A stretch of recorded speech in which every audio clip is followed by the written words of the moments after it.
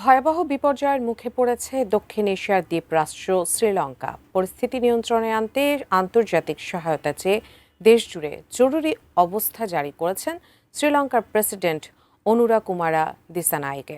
এরপরই প্রশ্ন উঠেছে, কী কারণে জরুরি অবস্থা জারি করেছেন শ্রীলঙ্কার প্রেসিডেন্ট? বিস্তারিত জানাচ্ছেন শেখ ফরিদ। ঘূর্ণিঝড় ডিটুয়ার প্রভাবে টানা বৃষ্টি ও বন্যায় মৃতের সংখ্যা বেড়ে ১৩২ জনে দাঁড়িয়েছে শ্রীলঙ্কা।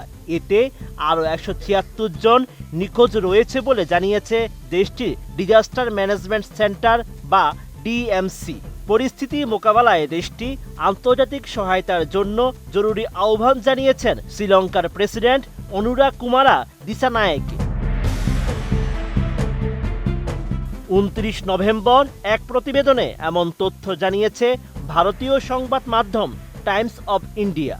এতে বলা হয়েছে, প্রবল বর্ষণ ও বন্যায় সারা দেশে ১৫,০০০-এর বেশি বাড়িঘর ধ্বংস হয়েছে। প্রায় ৪৪,০০০ মানুষ সরকারি পরিচালিত অস্থায়ী আশ্রয় কেন্দ্রে আশ্রয় নিয়েছে।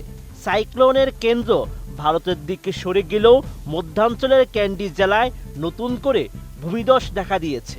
প্রধান সড়কের কয়েকটি অংশ ডুবে যাওয়ায় যোগাযোগ বন্ধ রয়েছে। শ্রীলঙ্কা রেড ক্রিসেন্ট সোসাইটি জানিয়েছে, দেশের প্রায় ১/৩ এলাকায় বিদ্যুৎ ও পানি সরবরাহ বন্ধ হয়ে পড়েছে। বন্যায় বৈদ্যুতিক খুঁটি ভেঙে পড়েছে এবং পানি পরিশোধন কেন্দ্রগুলো ডুবে গেছে।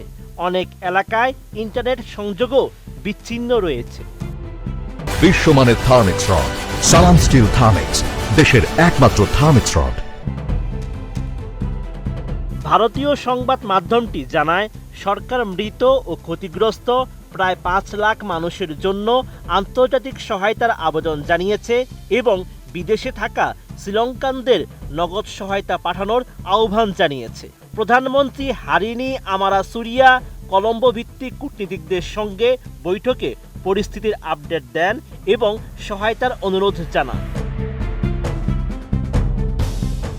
এরই মধ্যে বিমানযোগে ২টি ত্রাণ সরবরাহ পাঠিয়েছে ভারত। কলম্বো বন্দরে অবস্থানরত ভারতীয় নৌবাহিনীর একটি জাহাজও নিজের খাদ্য রসদ ক্ষতিগ্রস্তদের জন্য দিয়েছে।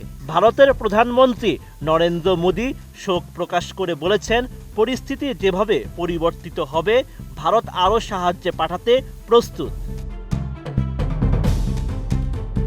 ২৯ নভেম্বর ঘূর্ণিঝড় ডিটুয়া শ্রীলঙ্কার কাছ থেকে সরে গিয়ে উত্তরে ভারতের দিকে অগ্রসর হচ্ছে।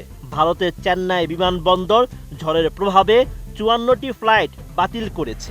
দেশটির আবহাওয়া অধিদপ্তর বলেছে, আগামী ৪৮ ঘন্টায় প্রবল বর্ষণ ও তীব্র বাতাস বয়ে যেতে পারে। Sheikh Farid, ATN news.